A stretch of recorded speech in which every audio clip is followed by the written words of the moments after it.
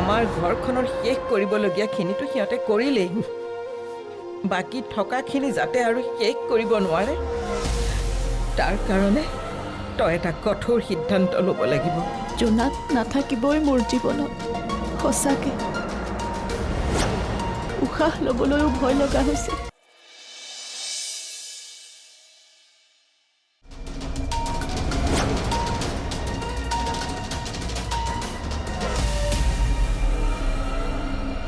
আহকচোন বা বহক। আপুনি ইমান চিন্তা কৰি নাথাকিব। আপুনি নিজকে একেবাৰে অকলশৰীয়া বুলি নাভাবিব। আমি আছোঁ নহয় আপোনাৰ লগত, সকলো ঠিক হৈ যাব। এই গাখীৰখিনি খাই লওক, নহ'লে গাত কেনেকৈ শক্তি পাব।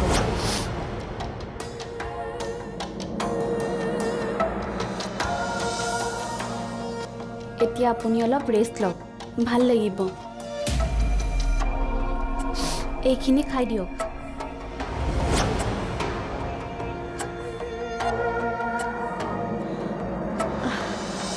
এতিয়া আপুনি অলপ শুই দিয়ক, মই আহোঁ।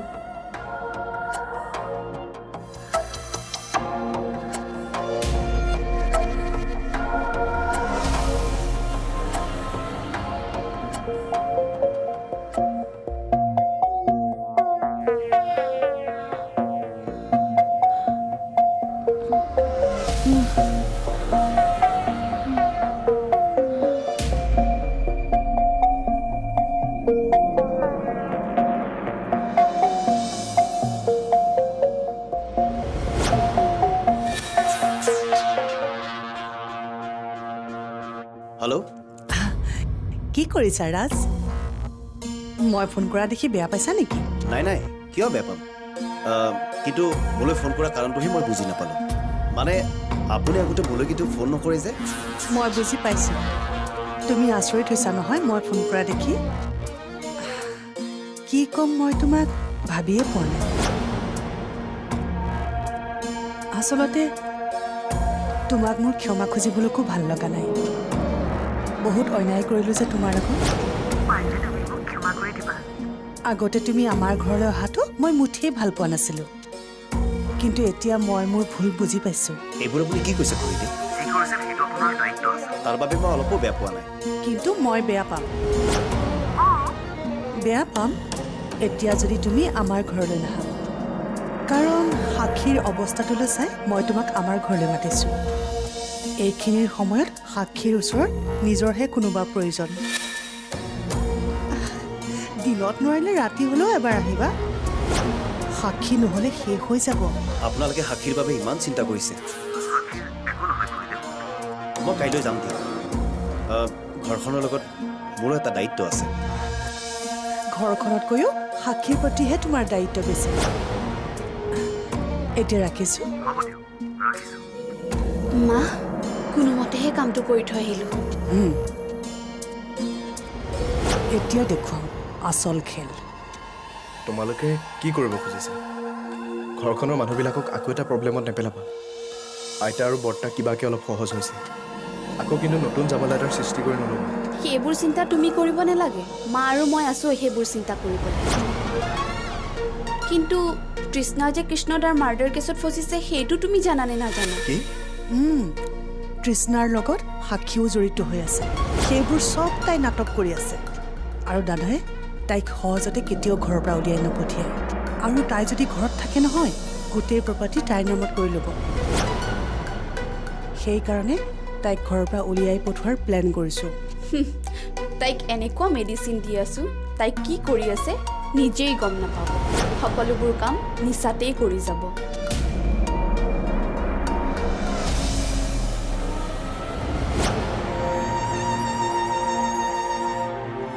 দেউতা, ভাত কেইটামান খাই ল'ব আহক, আপুনি একো খোৱাই নাই। খনি, এনেকৈ আৰু তই কিমান মন মাৰি থাকিবি? ব'ল ভাতকেইটা খাই ল'বিগৈ। মোৰ ভোক নাই মা। বৰ্তা, এই হৈ যোৱা কথাবোৰ বাদ দিয়া আৰু আহা ভাতকেইটা খাই লওঁ। তই এনেকৈ মন মাৰি থাকিলে জানো বাবা আকৌ উভতি আহিব? ভোক মোৰো নাই, কিন্তু মই খাম।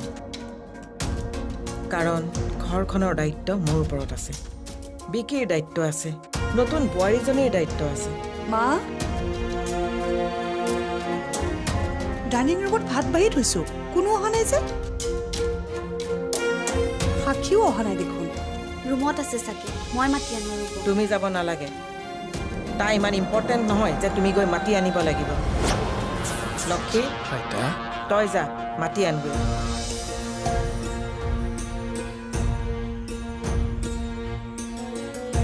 মা, সাক্ষীক আৰু এনেকৈ মাতি মাতি কিমান দিন ভাত খুৱাব? আপুনি কিবা এটা ব্যৱস্থা কৰক। কথাটো ময়ো লক্ষ্য কৰি আছোঁ, কিবা এটা কৰিব লাগিব।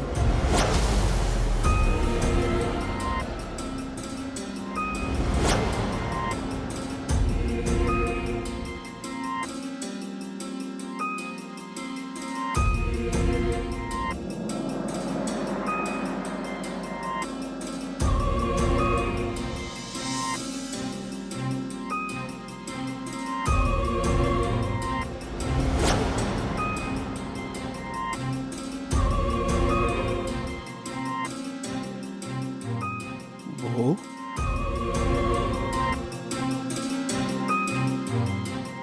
বৌ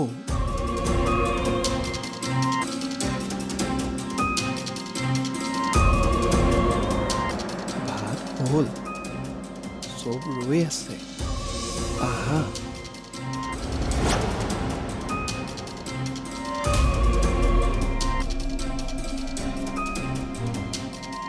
অঁ গৈছোঁ। বৌ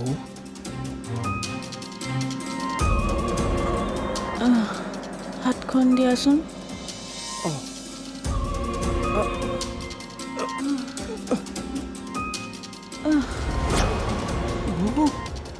বৌ বৌ দেউতা দেউতা দেউতা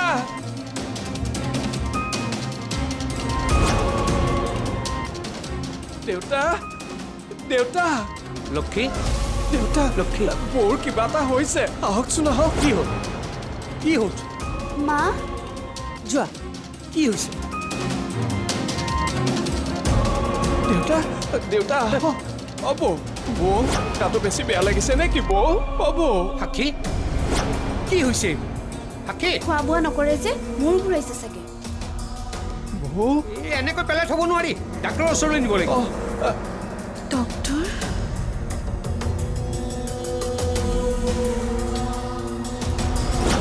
এয়া কি?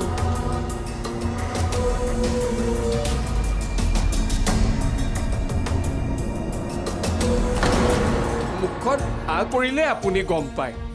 খুৰীয়ে যে এইবোৰ কথা কৈ আছে, আপুনি একো নোকোৱাকে কেনেকে আছে?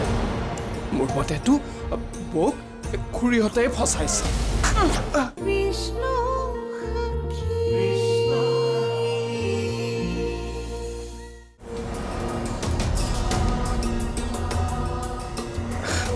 এইটোতো নিচা হোৱা দৰৱ, মানে ড্ৰাগছ। তাৰমানে সাক্ষীয়ে ড্ৰাগছ লয়? সঁচাকৈয়ে এইটো ড্ৰাগছ নেকি? তোমাৰ কিবা ভুল হৈছে, ভালকৈ চোৱাচোন। মই ভালকৈ জানো, আৰু প্ৰথম ড্ৰাগছ লোৱা মানুহে এইটো কেতিয়া ল'ব নোৱাৰে। ইয়াৰ অৰ্থ হ'ল বৌ আগৰ পৰা এডিক্টেড। মনে মনে থাকা, কি চাটা কথা কৈ আছে? মই মিছা কোৱা নাই বৰ্তা, আৰু যদি মিছা কৈছোঁ তুমি ৰিহেবিলিটেশ্যন চেণ্টাৰত গৈ সুধি চোৱা, তাতে তোমাক সকলোখিনি কথা কৈ দিম। আৰু তোমালোকে দেখোন মোক আগতে ৰিহেবিলিটেশ্যন চেণ্টাৰত ৰাখিছে, গতিকে মই এইবিলাক কথা জানো। এইবোৰ কথা বাহিৰত গম পালে আমাৰ মান সন্মান সকলো চেচ হ'ব। আমাৰ পৰিয়ালৰ বোৱাৰীয়ে ড্ৰাগছ লয়, আমি মুখ খুলিয়াম কেনেকৈ? আপোনালোকে এইবোৰ এনেই সাজি সাজি কথা কৈ আছে। বৌক দেখোন আপোনালোকে জানেই, বৌ ইমান ভাল। এইবোৰ কোনোবাই বেলেগে কৰিছে, বৌয়ে কৰা নাই। আপোনালোকে এনেকে বদনাম কৰিলে মই কিন্তু বেয়া পাম।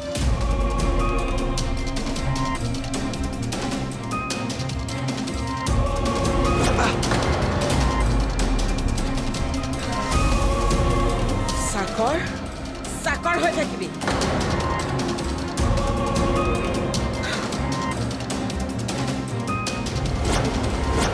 দেউতা দেউতা মই সঁচা কথা কৈছো, বৌয়ে এইবোৰ বেয়া বস্তু খাব নোৱাৰে। আপুনি জানে নহয় দেউতা, আপুনি আইতাহঁতক বুজাওকচোন। বুজিব, আপুনি বুজালে বুজিব, বুজাওক। কি বুলি বুজাম লক্ষী? প্ৰমাণ সন্মুখতেই পালো।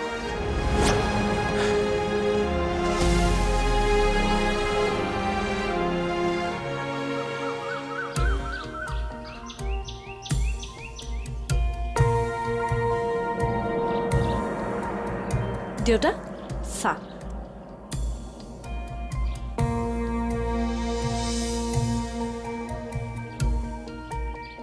কি হ'ল এনেকৈ মন মাৰি বহি আছা যে? বহি থকাত বাদে উপায়োতো নাই। দেউতা কি হৈছে তোমাৰ? তুমি নাজানা কি হৈছে?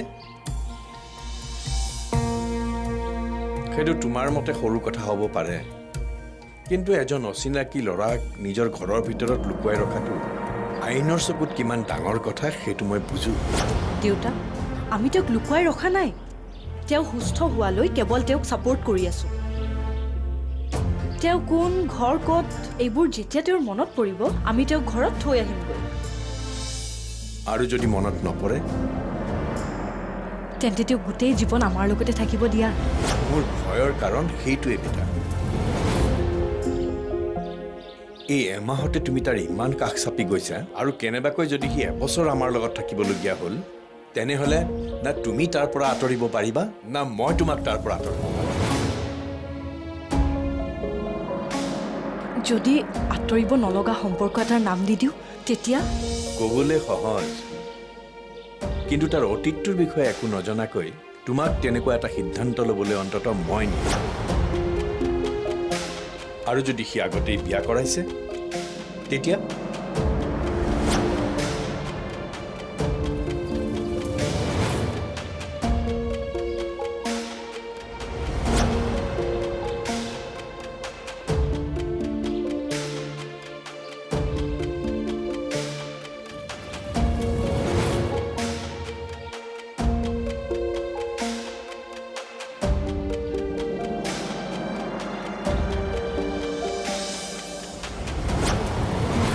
নাযাওঁ বুলি ক'লে নহ'ব নহয়। তাই এনেকুৱা এটা কাম কৰাৰ পিছত এইখন ঘৰত ৰাখিব নোৱাৰি। আপুনি ঠিকেই কৈছে মা। সাক্ষী বা যে এনেকুৱা স্বভাৱৰ মই গমেই পোৱা নাছিলোঁ। মানুহজনীক দেখিলে তেনেকুৱা যেন নালাগে। তাইৰ কথা কোনেও গম নাপায়, আৰু এনেকুৱা এটা কাম কৰাৰ পাছত এইখন ঘৰত ৰাখিলে আমাৰ ঘৰখনৰহে মান সন্মান শেষ হ'ব। এইটো কাম আপুনিহে কৰিব পাৰিব মা। মই শুনিছোঁহে, সঁচানে মিছা নাজানো। এনেকুৱা বোলে ড্ৰাগছ আসক্ত মানুহে কাৰোবাক মাৰিবও পাৰে আৰু নিজেও মৰিব পাৰে।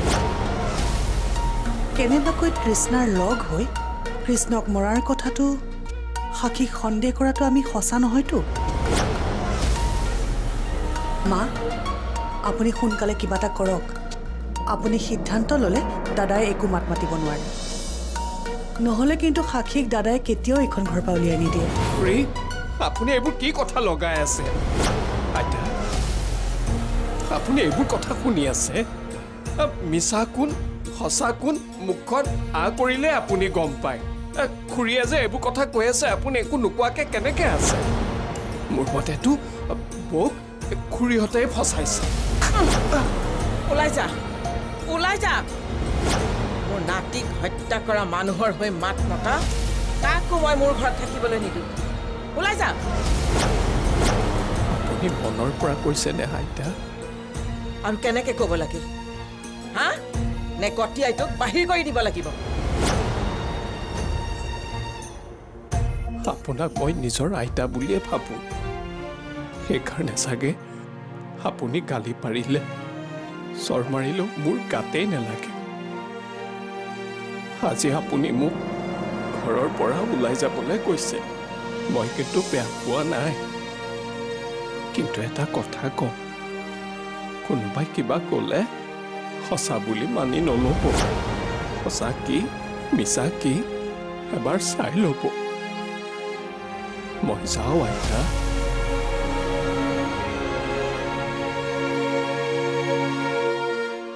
আইতা, বেচেৰাটোৱে বৰ কষ্ট পাইছে, থাকিবলৈ দিয়ক। প্ৰয়োজন নাই। বায়ে কৃষ্ণদাক মাৰিব নোৱাৰে মা। মই জানো মইতো দেউতাৰক সেয়াই কৈ আছোঁ দেউতাৰেহে কিন্তু বাই সাক্ষীবাক মাৰিব পাৰে কি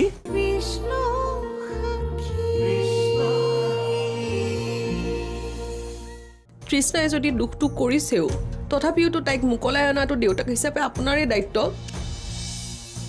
বাকী শনিদাই বেয়া পোৱাটো স্বাভাৱিক আপুনি হোৱাহেঁতেনো পালেহেঁতেন দাদাক মই বুজাম দাদাই বুজি পাব ইমান দিনৰ বন্ধুত্ব এনেকৈ শেষ হৈ যাব নোৱাৰে নহয় কিন্তু মোৰ এতিয়াও ধাৰণা তৃষ্ণা নিৰ্দোষী তাইক কোনোবাই ফচাইছে সেইবিলাক তোমাৰ মনৰ ধাৰণা কিন্তু পুলিচে যিবোৰ এভিডেন্স প্ৰমাণ এইবোৰ পাইছে তাৰ পৰা কিন্তু তৃষ্ণাই দোষী সাজে আপুনি সেইবোৰ এতিয়া বাদ দিয়কচোন মই উকিলৰ লগত সময় দি থৈছোঁ আপুনি ৰেডি হওক মা ৰ'বা মই ব্ৰেকফাষ্ট বনাওঁহে মই অন্য এটা কথা ক'বলৈহে আহিছিলোঁ কি কথা কোৱা মই বাৰ কথা ক'বলৈ আহিছিলোঁ কি কথা কোৱাচোন বায়ে কৃষ্ণদাক মাৰিব নোৱাৰে মা মই জানো মইতো দেউতাৰক সেয়াই কৈ আছোঁ দেউতাৰেহে কিন্তু বায়ে সাক্ষীবাক মাৰিব পাৰে কি কথা কৈছা তুমি এইবোৰ কি কৈ আছা তুমি মই সকলো কথা জানিয়ে কৈছোঁ মা বায়ে কৃষ্ণদাক ভাল পাইছিলে কৃষ্ণদাৰ লগত বিয়া হ'ব খুজিছিলে